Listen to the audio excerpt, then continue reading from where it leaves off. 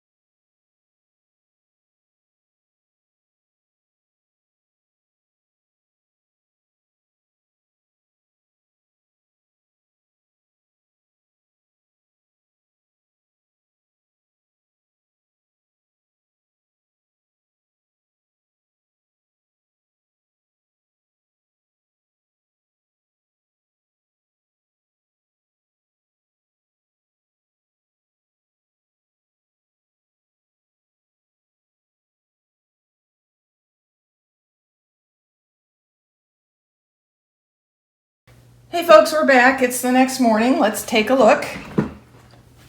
Oh, I think this turned out pretty nice. Look at that. Isn't that beautiful? Dry to the touch. Let's start by taking it off here. Woo, there we go. Look at that. Isn't that gorgeous? Here, I'll have to turn it sideways to fit it on the screen. Look at the swirls. Look at the colors. Oh, it is so pretty. Here's what the bottom looks like. It's a little less pretty, but you know, it's the bottom, so not worried about it. That is just gorgeous. Let's take it out. I honestly can't think of anything. Well, no, there's a fisheye. So that would mean that I'll probably need to put another coat on. Whoop, can you see that? Right there. There, I think you can see it. So I would have to put another layer of epoxy on, but honestly, that is the only spot. Well, there's another one there. Okay, so it needs another layer of epoxy. But honestly, that's gorgeous.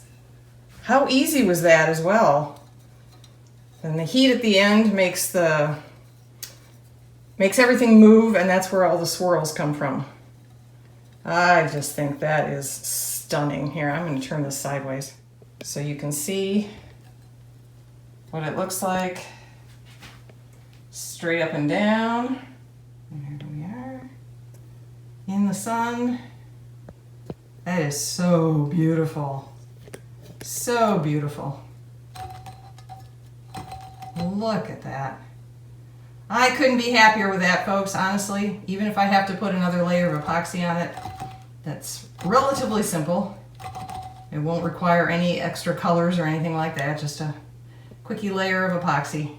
Okay, let me know what you think. Like, share, subscribe, all that good stuff. Stay safe, and I'll see you in the next video.